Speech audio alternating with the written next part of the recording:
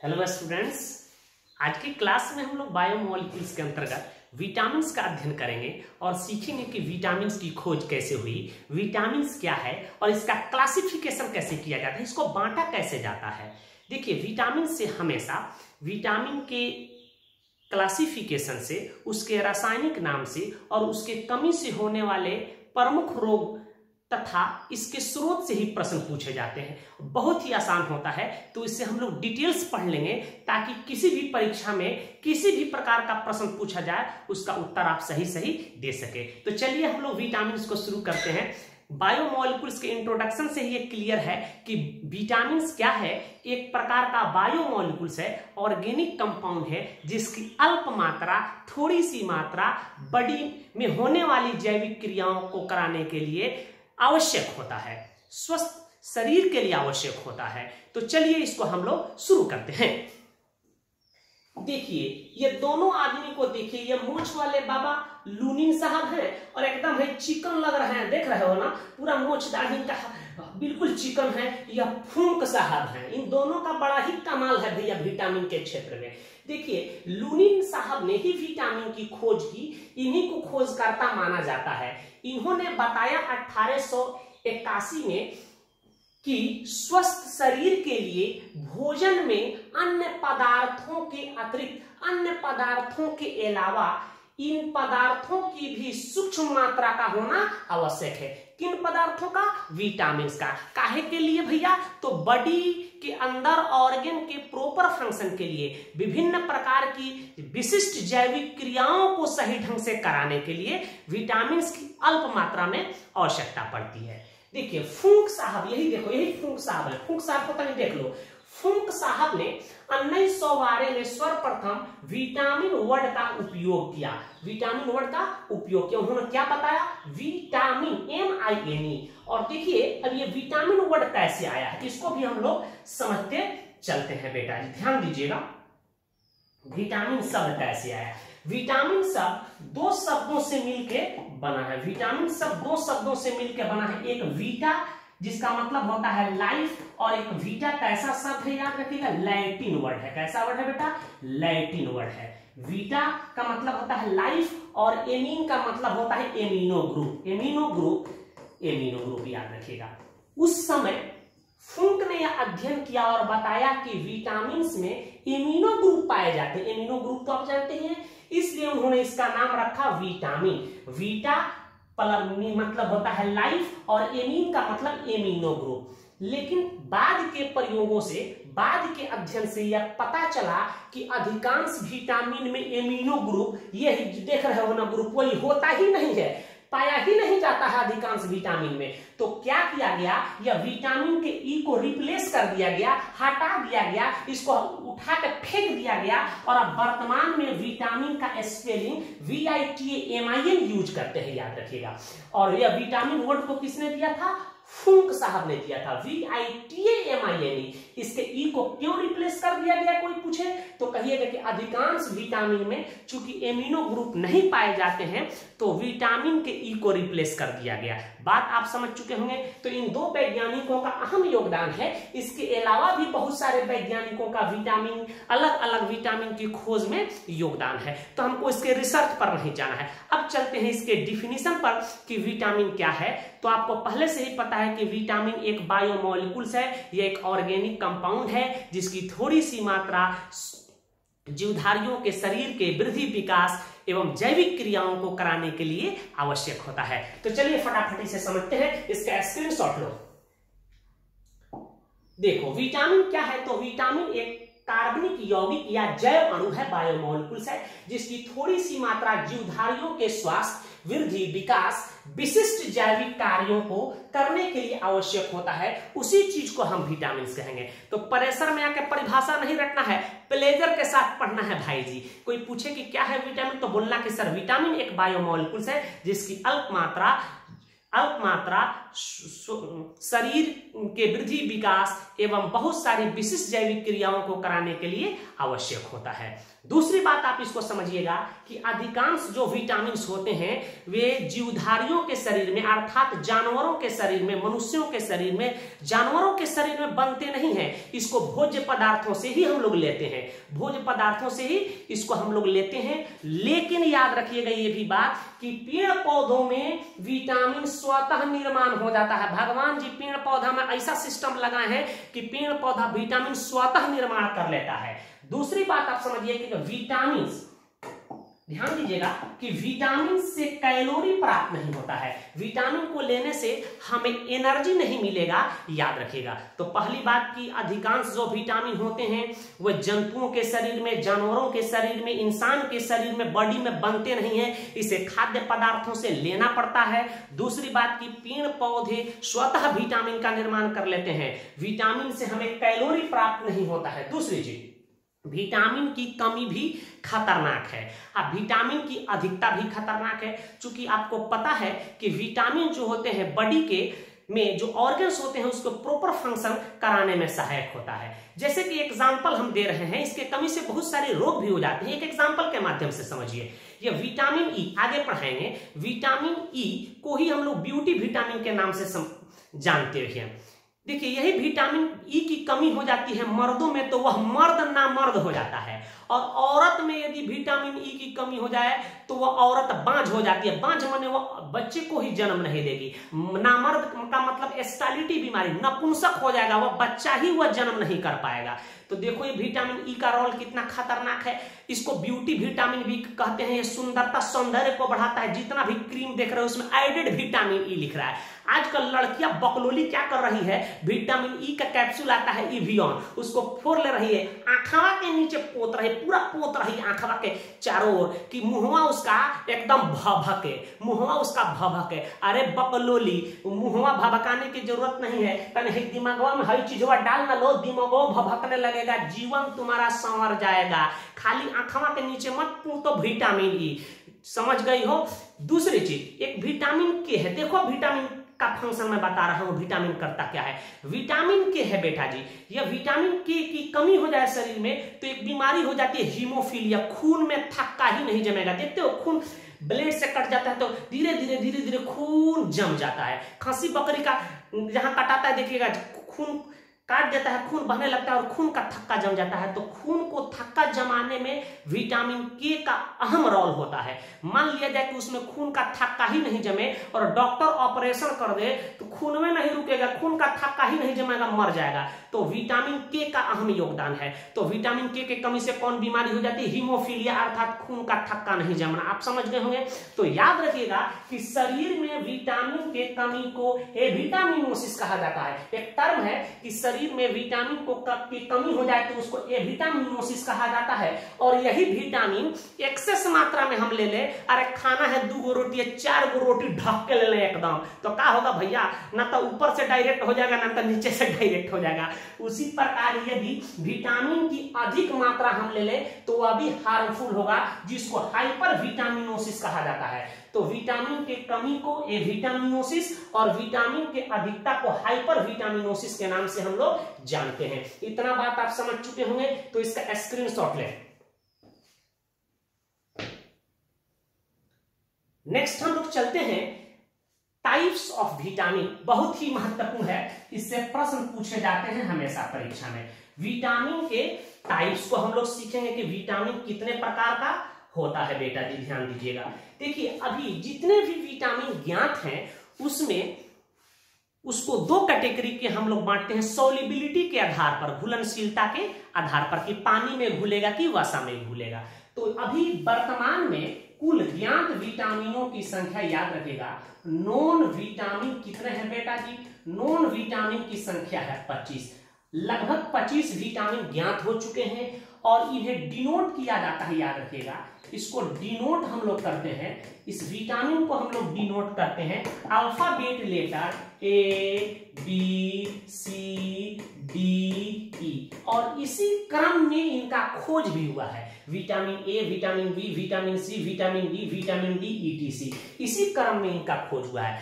तो जितने ज्ञात विटामिन है उसको कितने वर्गों में बांटते हैं? 2 वर्गों में बांटते हैं। पहला को जब कहते हैं वाटर सोल्युबल विटामिन, जिसको हम लोग कहते हैं जल में घुलनशील विटामिन। याद रखिएगा जल में कौन कौन घुलनशील विटामिन है। और दूसरा होता है फैट सोल्युबल विटामिन। तो देखिए जितने भी बी ग्रुप के विटामिन होंगे वो वाटर सोल्युबल होता है। और एक होता है विटामिन सी, याद रखने का तरीका है बीसी या WBC, water soluble vitamin, water soluble vitamin.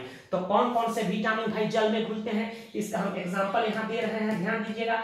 Vitamin B1 हो सकता है बी ग्रुप के, विटामिन B2 हो सकता है, सबका रासायनिक नाम होता है हम लोग पढ़ेंगे। विटामिन B3 होता है, बड़ा प्रमुख है। विटामिन B4 भी होता है लेकिन वो उतना महत्वपूर्ण नहीं है। विटामिन B5 है, विटामिन B6 है, विटामिन B12 है, ठीक है। इसी को हम लोग बी कॉम्प्लेक्स के नाम से जानते हैं, बी कॉम्प्लेक्स के नाम से भी जानते हैं। And vitamin C, vitamin C का रासायनिक नाम एस्कॉर्बिक एसिड होता है। कौन विटामिन? Vitamin C. यह पानी में घुलनशील होता है और यह घुलनशील होता है। तो हम लोग विटामिन, यदि विटामिन वाटर सोल्युबल विटामिन ले रहे हैं तो वह पानी में घुल घुल करके पेशाब के रास्ते निकल जाएगा। इसलिए इस विटामिन को बार बार लेना पड़ता है। एक एनसीईआरटी का प्रश्न भी है कि विटामिन सी को बॉडी में स्टोर नहीं किया जा सकता है, क्यों? तो आप जवाब दीजिएगा कि विटामिन सी एक जल में घुलनशील विटामिन है। यह जल में घुलनशील विटामिन है और यह पेशाब के रास्ते निर्गत होते रहता है, इसलिए इसको बार बार लेने की आवश्यकता पड़ती है और इसे बॉडी में स्टोर नहीं किया जा सकता है। लेकिन एक बात याद रखिएगा, यह विटामिन B12 जो है यह कुछ हद तक हमारे बॉडी में स्टोर हो जाता है। कई बार नीट में एक क्वेश्चन पूछा गया है कि कौन ऐसा बी ग्रुप का विटामिन है या कौन ऐसा वाटर सोल्युबल विटामिन है जो बॉडी में कुछ हद तक स्टोर हो जाता है, तो उसका नाम है B12, ठीक है। विटामिन को हम लोग ABCD से डिनोट करते हैं, लेकिन इसको भी सब ग्रुप हम लोग B1, B2, B3 के नाम से में फर्दर बांट देते हैं, याद रखिएगा। तो यहाँ ट्रिक हम बता रहे हैं, इस ट्रिक को याद रखिएगा। कैसे याद रखेंगे? ट्रिक को WBC, इसका मतलब है वाटर सोल्युबल विटामिन, विटामिन का शॉर्ट VT लिख रहे हैं। वाटर सोल्युबल विटामिन, B का मतलब है विटामिन B, या यूं कहें कि बी कॉम्प्लेक्स में जितना आएगा B1, B2, B3 और विटामिन सी, विटामिन सी। इसकी रटने की कई टेक्निक है, आपको बताए होंगे। हम आपको जब ऑर्गेनिक शुरू किए थे वहां भी बताए होंगे। BC याद रखना, बिफोर कराइस, केवल याद रखना है BC, before Christ, vitamin B, vitamin C, ऐसे भी याद रख सकते हैं। एक और कहानी है बिपिन चंद्रपाल, बिपिन चंद्रपाल, आप इसको लिख सकते हैं बिपिन चंद्रपाल, बिपिन चंद्रपाल, बिपिन चंद्रपाल मतलब विटामिन B पानी में घुल जाएगा, विटामिन C घुल जाएगा, विटामिन C घुल जाएगा और प्रोटीन घुलेगा। प्रोटीन में भी ग्लोबल प्रोटीन घुल जाते हैं, तो प्रोटीन में ग्लोबल प्रोटीन जो होते हैं वह घुलनशील होते हैं पानी में, याद रखिएगा। तो विटामिन B ग्रुप के जितने होंगे पानी में घुलेंगे, विटामिन C घुलेगा और प्रोटीन में ग्लोबल प्रोटीन जो होते हैं जल में घुलनशील होते हैं। तो एक ट्रिक याद रखना है बिपिन चंद्रपाल। आप बात समझ गए होंगे, या केवल याद रखना है WBC, water soluble vitamin, vitamin B कोई हो, B1 हो, B2 हो, B3 हो, B4 हो, B5 हो, ठीक है, B6 हो, B12 हो, हाँ B9, B7 विटामिन का को और नाम से जानते हैं, उस पर हम आगे चर्चा करेंगे। तो इसका स्क्रीनशॉट लें, हम आगे बढ़ रहे हैं फैट सोल्युबल विटामिन पे। बिपिन चंद्रपाल याद रखना है या WBC याद रखना है। छोटू ले लो स्क्रीनशॉट इसका फटाफट। अब यहां देखो, अब फैट सोल्युबल हम विटामिन पे आ रहे हैं।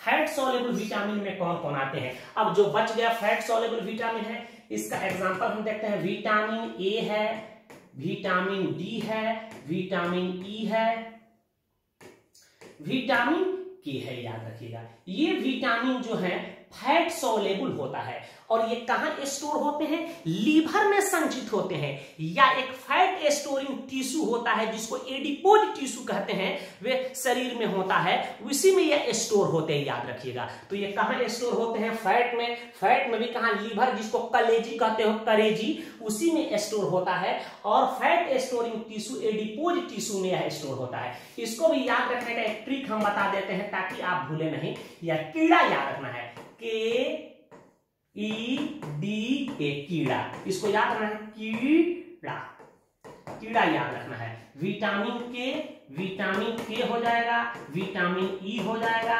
विटामिन D हो जाएगा और यह विटामिन A हो जाएगा, याद रखिएगा। ये क्या होंगे भाई जी, ये जल में वसा में घुलनशील विटामिन होते हैं और ये विटामिन A को याद रखें, गर्म करने पर यह विटामिन डिस्ट्रॉय भी हो जाता है। तो जब हम सारे विटामिनों को एक एक करके डिटेल पढ़ेंगे तो वहां इससे संबंधित मुख्य बातों को बताएंगे।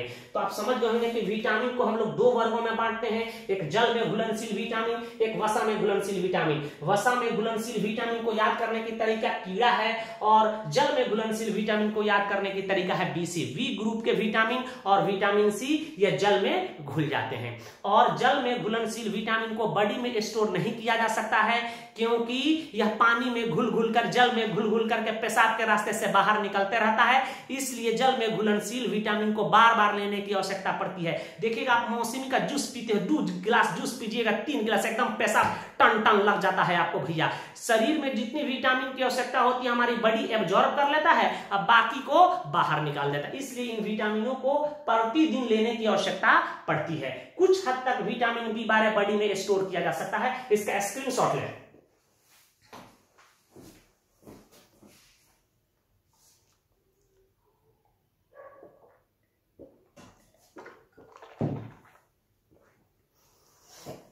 आगे बढ़े बेटा, चलिए अब इस महत्वपूर्ण नोट्स को समझिए, इसको हम बताए भी हैं, बहुत ही महत्वपूर्ण है, ये सब एग्जाम में आता है, VVI है, एकदम याद रखिएगा, VVI है।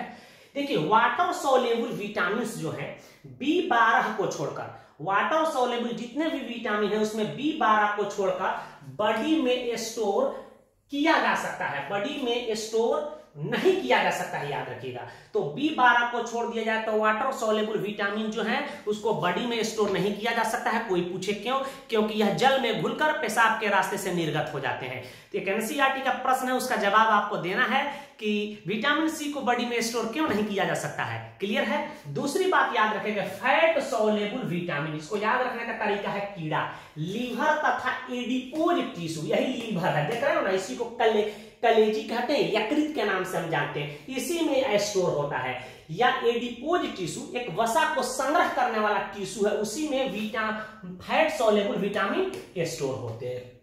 बहुत ही महत्वपूर्ण नोट से कई बार नीट में भी पूछा जा चुका है, विटामिन H जिसको बायोटीन के नाम से जानते हैं, इसका रासायनिक नाम बायोटीन होता है, न तो यह जल में घुलनशील होता है और नहीं वसा में।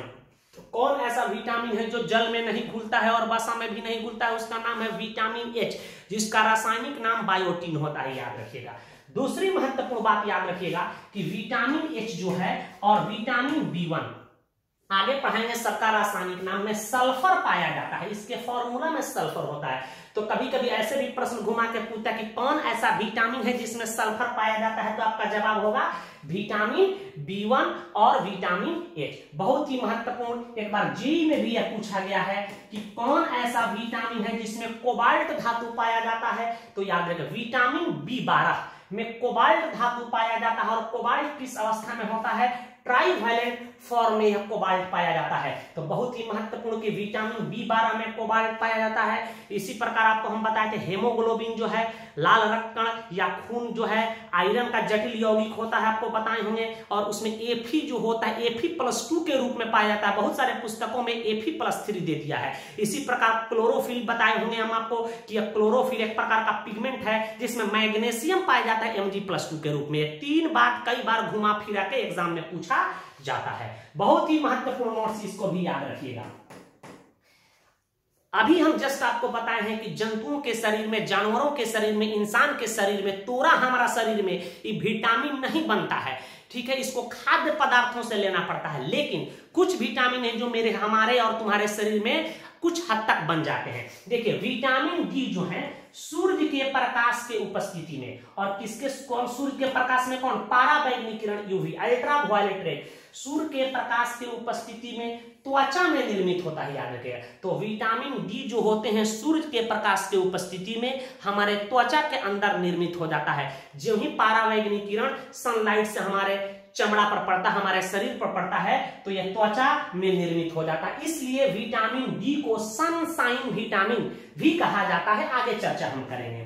विटामिन ए का नाम सुने, इसी के कमी से रक्तौंधी हो जाता है, बताए होंगे हम कल के क्लास में। तो विटामिन ए को शरीर बीटा कैरोटीन से संश्लेषित कर सकता है। हमारा शरीर जो है विटामिन ए को बीटा कैरोटीन से संश्लेषित कर सकता है। अब प्रश्न उठता है कि यह बीटा कैरोटीन क्या है। देखो यह बीटा कैरोटीन भी क्लोरोफिल के तरह एक पिगमेंट है, या एक कहें कि एक ऑर्गेनिक कंपाउंड है।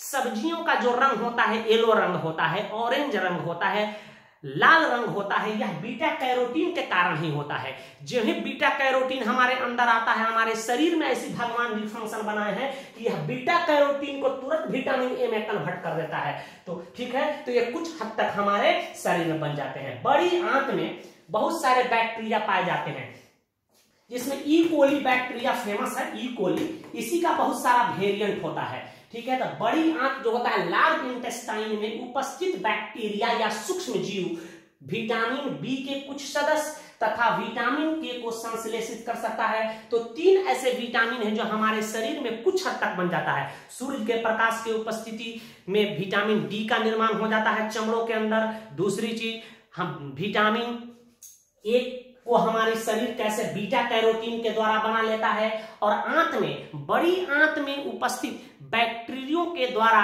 बी ग्रुप के कुछ विटामिन तथा विटामिन के का संश्लेषण हो जाता है। याद रखिएगा, बात आप समझ गए होंगे। तो इसका भी स्क्रीनशॉट आप लें। और सूर्य के प्रकाश की उपस्थिति में कौन से किरण, अल्ट्रा वायलेट, पाराबैंगनी किरण के द्वारा ही, याद रखिएगा, विटामिन डी का निर्माण होता है।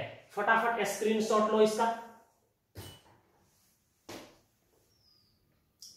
अब हम आते हैं कुछ महत्वपूर्ण प्रश्नों के ओर।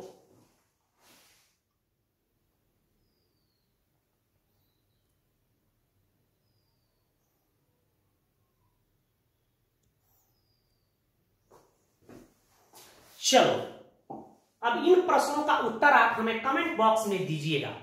देखिए प्रश्न कह रहा है कि निम्न में से कौन जल में घुलनशील विटामिन है। तो इसका ट्रिक तो अभी हम आपको बताए हैं कि जल में घुलनशील विटामिन को रटने की तरीका क्या है, बी सी। कोई भी विटामिन बी और विटामिन सी हो, यही जल में घुलेगा। तो इसका उत्तर आप दीजिएगा, इसमें कौन सा आंसर होगा, ठीक है। नेक्स्ट सवाल की ओर हम पढ़ रहे हैं। कह रहा है कि निम्न में से कौन बी समूह के विटामिन शरीर में संग्रह किया जा सकता है। अभी बता है, बड़ा ही महत्वपूर्ण है। तो इसका उत्तर आप हमें कमेंट बॉक्स में दें कि कौन सा विटामिन को, कौन बी ग्रुप के विटामिन ऐसे होते हैं जिसको बॉडी में स्टोर किया जा सकता है। अभी जस्ट बताए हैं, बहुत ही महत्वपूर्ण प्रश्न है। नेक्स्ट प्रश्न की ओर हम पढ़ रहे हैं, ध्यान दीजिए। कह रहा है कि निम्न में से किस विटामिन में कोबाल्ट धातु पाया जाता है। अभी हम आपको पता है कि कोबाल्ट धातु किस विटामिन में पाया जाता है, और कोबाल्ट पाया जाता है किस अवस्था में, +3 अवस्था में, ट्राइवेलेंट के रूप में पाया जाता है। इसका भी जवाब हमको कमेंट बॉक्स में आप दीजिए। नेक्स्ट प्रश्न है कि निम्न में से किस विटामिन में सल्फर पाया जाता है। अभी बताएं कि 2 ही विटामिन है जिसमें सल्फर पाया जाता है। यदि याद है तो प्रश्नों को तुम दबा दोगे, 70 फीट नीचे चला जाएगा। याद नहीं है तो मेरे भाई कुछ होने वाला नहीं है। तो इसका जवाब दो फटाफट कमेंट बॉक्स में। नेक्स्ट प्रश्न की ओर हम बढ़ते हैं। कह रहा है कि निम्न में से कौन वसा में घुलनशील विटामिन है। तो इसका हम ट्रिक्स बताए हैं अभी आपको कि क्या कीड़ा याद रखना है, KEDA। तो विटामिन के घुलेगा वसा में, ई घुलेगा, डी घुलेगा, ए घुलेगा। तो इसी के अनुरूप आंसर को चुन लेना है कि कौन घुलेगा वसा में और कौन घुलेगा जल में। इसका उत्तर दें। नेक्स्ट प्रश्न है मेरे भाई जी कि vitamin C cannot stored in body, इसको लिख के लाना है। यह NCERT का प्रश्न है। NCERT आरटी का प्रश्न है कि विटामिन सी को संग्रह नहीं किया जा सकता है क्यों? तो इसका उत्तर आप क्या लिखिएगा? लिखिएगा कि विटामिन सी एक जल में घुलनशील विटामिन है। ठीक है, यह जल में घुलनशील विटामिन है। यह जल में घुल करके मूत्र मार्ग से बाहर निर्गत होते रहता है, इसलिए इसे बार बार लेने की आवश्यकता पड़ती है, इसलिए इसे बॉडी में स्टोर नहीं किया जा सकता है। मुझे उम्मीद है कि विटामिन के डिस्कवरी, विटामिन्स की परिभाषा, इसके क्लासिफिकेशन और इससे संबंधित महत्वपूर्ण बातों को आप समझ चुके होंगे। नेक्स्ट लेक्चर में हम लोग मिलेंगे, इस विटामिन के बारे में, प्रत्येक विटामिन के बारे में डिटेल्स अध्ययन करेंगे कि विटामिन्स, वाटर सोल्युबल विटामिन्स में कौन कौन होते हैं, उनका रासायनिक नाम क्या है, उनके कमियों से कौन कौन रोग होते हैं और उसका स्रोत क्या होता है। जय हिंद।